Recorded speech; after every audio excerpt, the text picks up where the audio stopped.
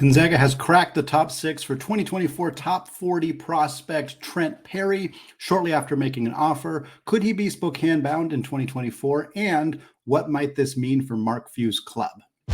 You are Locked On Zags, your daily podcast on the Gonzaga Bulldogs. Part of the Locked On Podcast Network. Your team every day.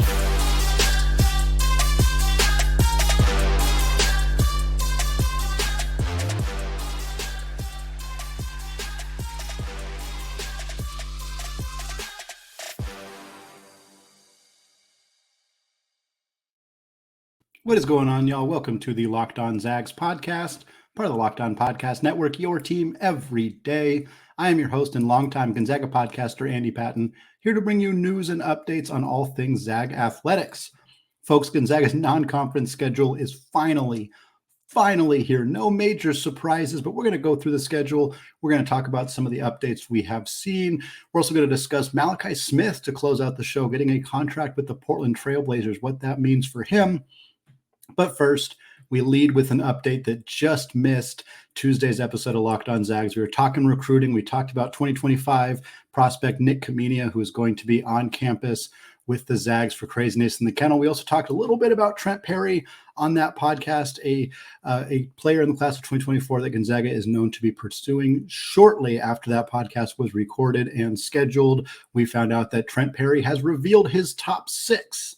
And Gonzaga is among that list. We're going to talk about that more in depth here. Trent Perry has listed Gonzaga alongside Colorado, TCU, Stanford, USC, and Oregon. Round out the top 6 for the 6'4" combo guard from Studio City, California. He attends Harvard Westlake High School, which is significant because Harvard Westlake High School is also where Nik Khamenia goes. Khamenia is, again, the prospect Gonzaga is inviting out to campus for an official visit. A lot more about him on Tuesday's episode of Locked On Zags. Khamenia is a 2025 prospect. Perry is a 2024 prospect, so they are a year apart in age. Gonzaga has likely spent a lot of time scouting Khamenia, likely scouting Perry as well. Now they have made the official offer. The offer came on September 22nd, and it didn't take long for Perry to reveal his top 6 and include Gonzaga on that list. Perry is a top 40, top 50 prospect on most different sites. 24/7 Sports, which is typically my go-to, they have him a lot lower than other places on this list. They currently have him 83rd in the class of 2024. On3 has him 36th. ESPN has him 42nd, and Rivals has him 59th. It's not shocking to see the different media outlets have some discrepancies, some variety on a specific player, especially somebody who's a little bit farther out. But I think with Perry, we are looking at a guy who is generally viewed as a top 50, 60 prospect, a few places, even a little bit higher on him. One thing we know about Gonzaga is that they tend to be very good at identifying talent before that talent kind of gets picked up by a lot of those media outlets.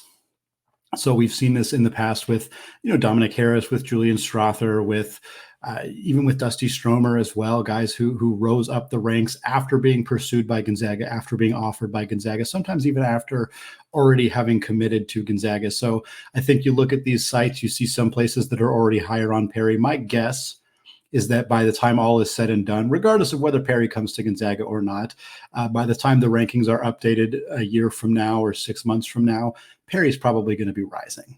That tends to be the case for guys that get pursued by Gonzaga. I want to read a quote from Perry. It was an article at Max Sports kind of talking about his top 6, and he had quotes about each of the schools that he's listed in his top 6. Here was his quote about Gonzaga. He says, "Coach Mark Few is considered one of the best coaches right now, and he is the winningest coach. They have a track record of guard development and pros in the league."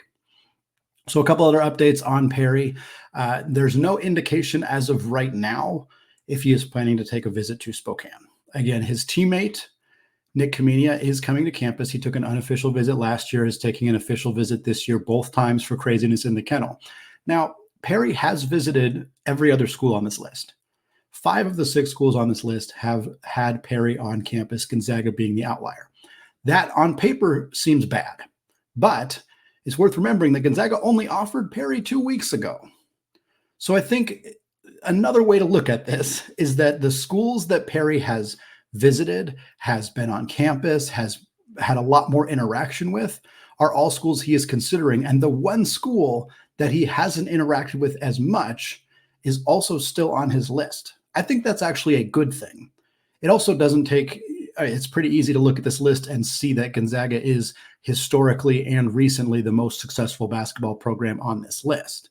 Colorado has not been great in recent years. I think they're on the up and up right now. TCU was, of course, an NCAA tournament team last year. They play in the Big 12. That's a nice benefit. Colorado will, of course, be in the Big 12 by the time this happens as well. USC and Oregon, a pair of Big 10 teams, which still feels weird to say. Not quite as weird as acknowledging that if he goes to Stanford, he would be playing in the ACC, which is very strange as well. But regardless, Gonzaga is the program of note on this list. No disrespect to any of those programs. Again, USC is a top 25 team this year. Colorado, I think, will be at times a top 25 team this year. I wouldn't be surprised if TCU is either. Oregon could too. Stanford probably not as likely, but if you got an opportunity to go to Stanford, it's something you're definitely going to consider, as you probably should. So a quality group of teams that are interested in Perry. But I feel like situation reminds me a little bit of the Ben Gregg situation, and they're not the same because Ben Gregg had family connections to Spokane, he had family connections to Gonzaga. But what happened, for those of you who don't remember, Gonzaga was heavily pursuing Chet Holmgren. They were also heavily pursuing Paolo Banchero, which, my goodness, could you imagine if that was the recruiting class they had been able to land? But when they weren't able to land Paolo, when it was clear he was going to go to Duke, they pivoted and they made an offer to Ben Gregg. Ben, very shortly after getting that offer, said he was going to reveal his list, said he was going to commit, and committed to Gonzaga. Again, it was one of those situations where Gonzaga may have known or may have felt that Ben was going to come to Gonzaga if he got that offer. And while I don't think that's the same situation with Perry, I do think that him getting an offer was immediately enough for him to say, well, I'm definitely not ruling this school out. Sometimes recruiting late in the game and kind of joining a player after they've already been recruited by other schools doesn't work. And we've talked about that with Gonzaga's recruiting in the past, where their ability to identify talent and pursue guys before some of the bigger names get involved has helped them in the past. But they might be able to pull this on the flip side. They may be able to steal Perry away from programs that have actually invested more time because they are a program that has a better track record of developing NBA guards. They are a program that has more NCAA tournament success than the other programs on this list. Not saying it's a guarantee. Most of the outlets right now are not projecting Gonzaga to be the landing spot here. But again, the offer came pretty late. I also wouldn't be surprised if Perry does schedule a visit to Gonzaga. If Gonzaga is interested enough to make an offer, if they're interested enough to be pursuing him at this point, maybe they will extend an invitation. Hey, come to campus. Come check us out for our exhibition game or our early season games against Yale. Come to campus, see what it's all about. Talk to your buddy Nik, your teammate, who's about to be on campus for the second time, and see what he thinks. And if Nik's gonna commit to Gonzaga, which I kind of feel like there's a pretty good chance that Khamenia is going to be a Zag, that could be a really good selling point for Trent Perry as well. Again, these guys were teammates. They also won a state championship together. And in that championship game, Trent Perry had 16 points, 10 assists, and 8 boards against St. Joe's. Really talented player, really good shooter. And I think the ability to recruit him alongside his high school teammate might be a benefit for the Zags. I wanted to read a quote from his coach as well, just so we got a little bit more context into who Trent Perry is. This is from, again, his coach, his Harvard Westlake coach, David Rabibo, who says, he is the catalyst. He is the guy who gets us going. He's just scratching the surface on how good he's going to be. The biggest thing is that he's a winner, and he has made winning play after winning play after winning play. The Zags love late bloomers. The Zags love winners. They love gamers. I think there's a lot of optimism around the kind of player that Trent Perry can be as a 6'4" combo guard in Gonzaga's system. And I think there's a reason that they're in on him, even if it's a little bit late. And I wouldn't rule them out at all as a team that could legitimately land him. Maybe it's a little bit of insurance in case Zoom Diallo doesn't come to campus. I think, again, kind of comparing it to that Paolo Banchero, Ben Gregg type situation. But regardless, I think Trent Perry is the kind of player who would really thrive in a Gonzaga uniform. And I'm hopeful that even if they're late to the party here, that they might have a chance of pulling him away from some of those other programs and landing him in Spokane starting in 2024. Well, the non-conference schedule is set. Finally, the team has announced their non-conference schedule.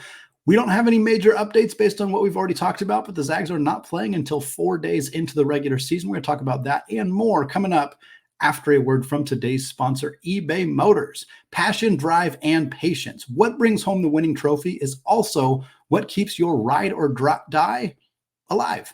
eBay Motors has everything you need to maintain your vehicle and level it up to peak performance. From superchargers, roof racks, exhaust kits, LED headlights, and more.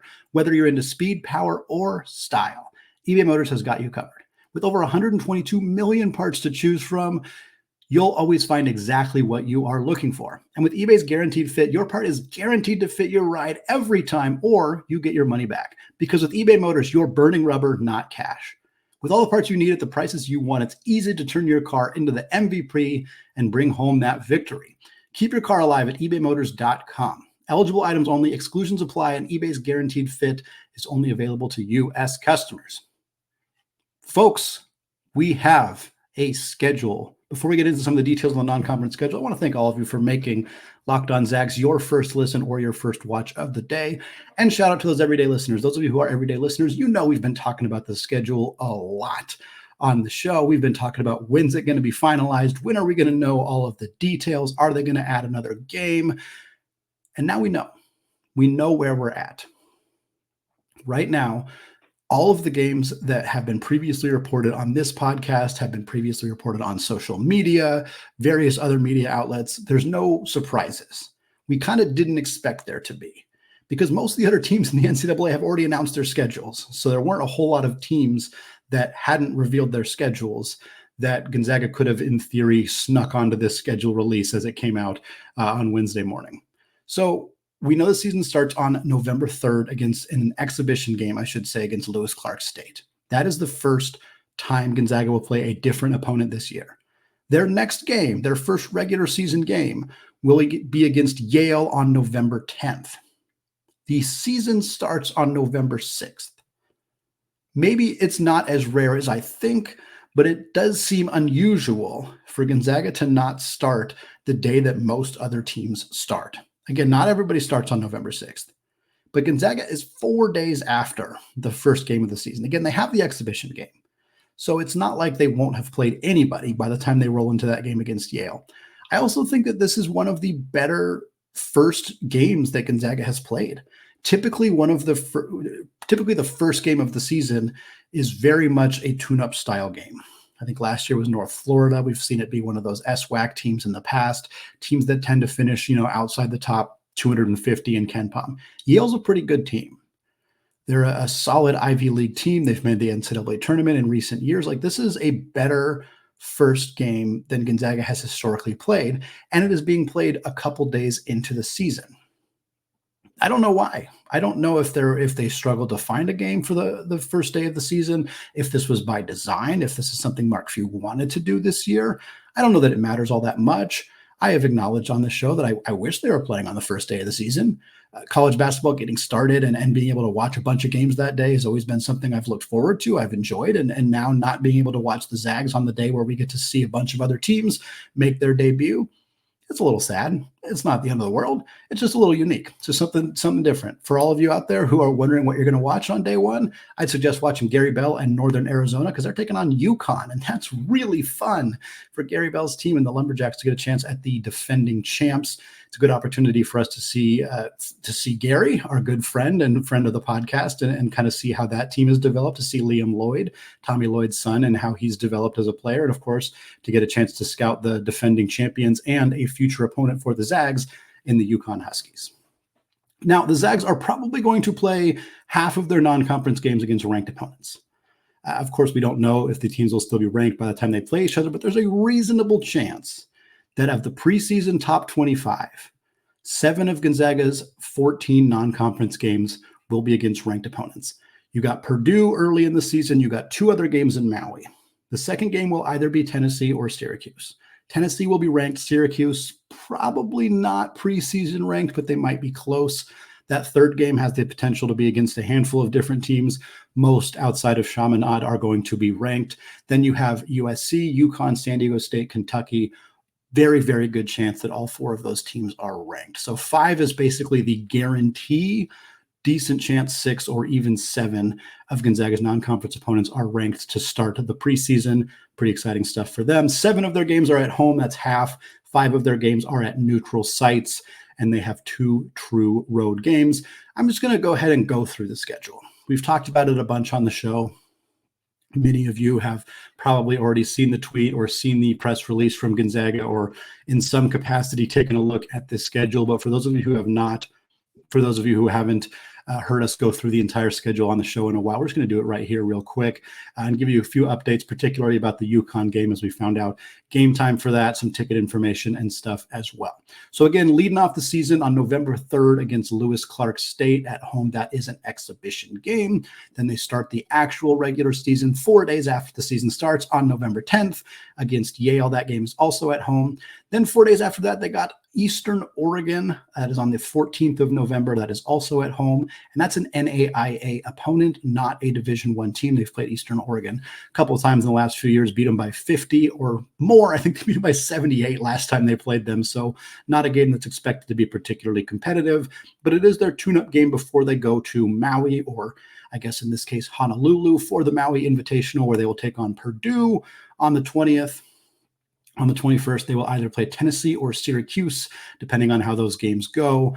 And then on the 22nd, they will play their third and final game in Maui. UCLA, Marquette, Kansas, Chaminade are among the teams they could end up playing in that game as well. They'll return from Honolulu, and then on the 28th of November, they will host Cal State Bakersfield out of the Big West at home.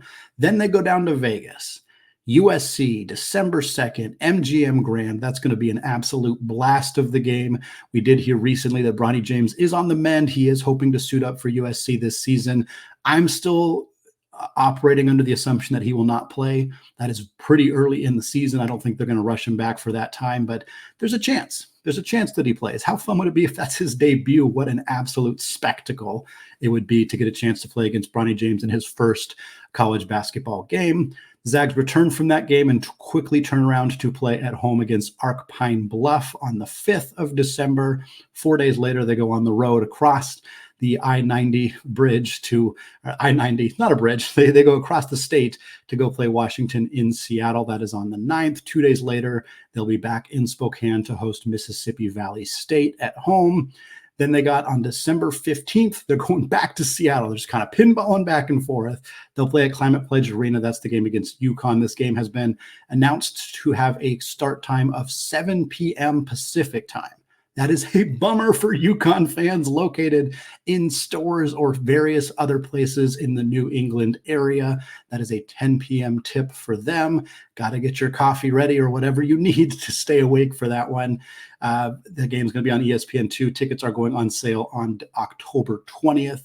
2 weeks from now. So definitely keep that date in mind for anybody planning to go to that game. If you are, let me know. I'm hoping to be there for that one as well. And it'll be on ESPN2 as well. After that game, Gonzaga's got a little bit of a break 5 days before they host Jackson State, their third SWAC opponent of the season. That game will be at home. Then they got their 9-day Christmas break between December 20th and December 29th. On December 29th, they will also play at home, this time against San Diego State, the first part of a 2-part home-and-home series. They will play on the road against San Diego State next year. That's the final non-conference game before league play starts. League play starts on the 4th of January at home for Gonzaga against Pepperdine, but it is not their final non-conference game. As we know, as we've talked about on the show a handful of times, Gonzaga is playing Kentucky this year. They're going on the road. They're going out to Rupp Arena. True road game for the Zags against John Calipari and the Wildcats. That game is taking place on February 10th, right in the midst of Gonzaga's conference schedule. One of the byproducts of BYU leaving the WCC is a little bit more openness during the regular season, or the conference season, I should say, for Gonzaga, and they're taking advantage of that by playing a premier program in Kentucky. Should get them a little bit more prepped for NCAA tournament, although I think there are multiple teams in the WCC capable of giving them a solid run throughout the season. But getting a chance at a team like Kentucky in February is going to be good for Mark Few's team this year. Well, that's going to do it for us about the schedule. We've been talking about the schedule a whole bunch. We're going to wrap up that portion of the conversation for today, but we're going to move on and talk about Gonzaga guard Malachi Smith, former Gonzaga guard, I should say. He has signed a training camp deal with the Portland Trail Blazers. What are his chances of being one of the Zags to make his NBA debut this season? We're going to talk about that coming up right after this. All right, folks, segment 3 here. Still Andy Patton, still Locked On Zags podcast. We talked Trent Perry and the 2024 recruiting class for Gonzaga to start off the show. We talked about that final release of the non-conference schedule for the Zags. And now we're going to close out the show going on the pro Zag route and talking about Malachi Smith. Because on October 2nd, the Portland Trail Blazers had a press release saying that they signed 5 players to training camp deals. Among them was former Gonzaga guard Malachi Smith. Malachi Smith was signed alongside Antoine Davis, who was just missed becoming the NCAA's all-time leading scorer in points this year as a fifth-year senior at Detroit. They signed Malachi Smith, Antoine Davis. They also re-signed Kevin Knox, who was with the Blazers last year. They also signed Juan Mignana and Duop Reith. Those are the 5 guys coming into camp with the Portland Trail Blazers. Malachi Smith, along with most of the rest of those guys, have been kind of with the Blazers throughout this summer, throughout the training camp process, throughout summer workouts, throughout summer league, all of that stuff. So it's not a surprise to see Malachi Smith sign this deal. In fact, it would have been a surprise if he did not sign this deal. He'd signed an Exhibition 10 contract with the team previously. It doesn't guarantee you an NBA spot, but an Exhibition 10 contract effectively guarantees you a training camp spot, which is why it was not a surprise to see Malachi Smith ultimately signed to a training camp deal. It's the same contract that Drew Timme is on with the Milwaukee Bucks as well. What it probably means for Malachi Smith is this. He's going to play with Portland's new G League affiliate, the City Remakes. Exhibition 10 deals tend to be given to players who teams want to have some say over. They want to have some kind of ownership in terms of their contract, their rights as a player, but they don't necessarily want to give them a guaranteed deal on the NBA roster. Because Portland now has a G League team, something they did not have until this year, they have the ability to kind of play with these Exhibition 10 contracts and get these guys kind of committed into their system, into their program, without committing one of their 15 NBA roster spots to said player. Now, for Malachi Smith, playing for the City Remakes is going to be a bit of a return to an arena that he has some familiarity with, not that much. But the City Remakes, for those of you who missed this is going to be their inaugural season as a G League affiliate for the Blazers, and they're playing their home games at the Chiles Center in North Portland, the home of the University of Portland Pilots. So again, Malachi Smith, 1 game at the Chiles Center during his college basketball career. Of course, while he was with the Zags last year, he got to watch his friend and former teammate and now Denver Nuggets player Julian Strawther drop a 40-burger in that road game against the Pilots last year. Nice to be close. Nice for Malachi to get a chance to play in a, again, somewhat familiar arena for him. It's also just nice for the G League affiliate to be located close by, for the Blazers to be able to kind of make relegations, promotions from there without having to send guys to a particularly far location. I strongly advocated for Portland to get their G League affiliate to be in Spokane because I thought that would have been super cool, but I'm also not going to complain about it being 30 minutes away from my house because I will get opportunities to go to Rip City games and potentially go watch Malachi Smith play in person this season. Now, the Blazers have, just like every NBA team, they have two-way roster spots. Those are spots, you have 2 of them per team, and those are roster spots that are allocated to players who are going to split time between the G League and the NBA. Now, both those roster spots are filled for Portland right now, which is an unfortunate reality for Malachi Smith. Former LSU point guard Skylar Mays and former Florida State big man John Butler are the 2 players who are on Portland's 2-way contract spots. That makes Malachi's path to an NBA roster spot a little bit trickier. It doesn't make it impossible. It probably means that for Portland to want to activate Malachi Smith, they would have to either promote one of those guys from the 2-way spot onto their active roster and then move Malachi onto the 2-way contract. That could happen. Certainly, they could sign Malachi to a 10-day contract, which is exactly what it sounds like. You get signed for 10 days. It's usually for injury, to fill in for injuries. They were really common during the COVID years as well. But it doesn't mean that Malachi won't make the Blazers roster. It just means that his path is a little less direct than it might be than somebody who is actually on a 2-way contract. The Blazers also have a ton of young guard talent. They, of course, traded one of the most notable guards in the NBA in Damian Lillard just a few weeks ago, traded him for a package that included Drew Holiday, traded Drew Holiday already for a package that included Malcolm Brogdon, now might potentially trade Malcolm Brogdon as well. But the Blazers are going to rely heavily on Anthony Simons, Scoot Henderson, and Shaedon Sharpe to be their kind of backcourt of the future. Brogdon's in that mix now as well. Then you have guys like Skylar Mays, Kevin Knox, Matisse Thybulle, who are all kind of in the mix to play some guard minutes as well. Right now, the Zags have 11 players who are pretty much guaranteed to play in the NBA this year. That does not include Malachi Smith. It also does not include Drew Timme. If neither of those guys make their NBA debut, but everybody else plays, that will be a record for Gonzaga in terms of the number of NBA players they have in a single season. Those 11 guys, for a refresher: Chet Holmgren, Zach Collins, Kelly Olynyk, Jalen Suggs, Corey Kispert, Domantas Sabonis, Julian Strother, Andrew Nembhard, Brandon Clark, Rui Hachimura, and Filip Petrusev. All of those guys are on guaranteed NBA contracts. All of those guys, barring an injury, barring basically an injury, is really kind of the only situation where I think we wouldn't see those guys play. Now, Brandon Clark is currently injured and is expected to miss the start of the season for the Memphis Grizzlies. So there is a real risk that either he exacerbates his injury in some way or doesn't heal properly or whatever and ends up missing the entire season. I don't think that is the expectation right now. I don't think that that is particularly likely, but anytime a guy is currently dealing with an injury, you never know whether that is going to heal the way that you're hoping. But assuming Clark makes it back, that should be 11 NBA players for Gonzaga. Just a stop and kind of reminder moment for Gonzaga of even when I was in school, which doesn't feel like it was that long ago to me, at least. It was rare to see guys get drafted. Kelly Olynyk going in the lottery was a big deal. A few years later, Domantas Sabonis going in the lottery was also a big deal. You know, Robert Sacre being the final pick in the draft was a big deal. Elias Harris getting a little glimpse at the NBA. You know, those kind of things were big deals. And now it's much more common to not only get drafted, but to make the league, to stick in the league. It's become commonplace as Mark Few's staff has proven their ability to develop talent, which was always there. It was there 20 years ago. It's always been there. But now they can recruit at a higher level and churn out talent that goes from, 3-star prospects to borderline NBA player, which is a tremendous story. Now I'll give him a 4-star prospect. That guy is becoming a first-round pick, like Julian Strother did. Give him a 5-star prospect, and they're a top 5 pick, like Jalen Suggs or Chet Holmgren. Like, this is the development that Mark Few's staff and their team, the trajectory that this program has been on. And again, 11 is the minimum. Malachi Smith, we kind of laid out the pros and cons, the case for him potentially making it to the NBA. I think Drew Timme's got a better chance.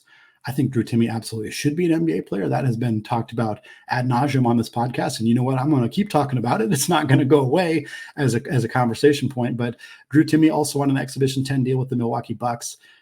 Not a clear path, the same way that Malachi Smith doesn't necessarily have a clear path, but certainly a player who could end up in Milwaukee, barring injuries, barring trades, barring anything that could alter that roster in some capacity. And I think he's going to perform really well in the G League. I think Drew's going to cook in the G League. If he's starting and playing big minutes, I think he's going to put up monster numbers at that level. And I think if he does that, it'll be hard for Milwaukee to ignore him. For the record, I think Malachi Smith is going to be a productive G League player as well. And I think both those guys putting up those kind of numbers could land them in the NBA at some point this season. And having 12 or even 13 Zags play in the NBA this year would just be a stark reminder of how much growth this program has had in terms of their professional development. And going back to Trent Perry and Zoom Diallo and Nik Khamenia and those guys, the selling point for why you would come to Gonzaga becomes more and more obvious when we see these kind of numbers in the NBA. That's going to do it for us today here on the Locked On Zags podcast. Thank you so much for making Locked On Zags your first listen or your first watch of the day. Shout out to those everyday listeners and shout out to those of you checking out the show on YouTube. Go hit that subscribe button if you have not done so yet. And also check out our Discord channel. There's a link in the show notes. I've refreshed it. I know that there were some issues clicking on it in the past, but if you click on that link, it should take you right to the Discord. It's free. We're talking Zags 24/7, and they're a really fun opportunity to kind of join a new social media space to talk Zag hoops. Thank you so much again for listening. And until next time, as always, go Zags.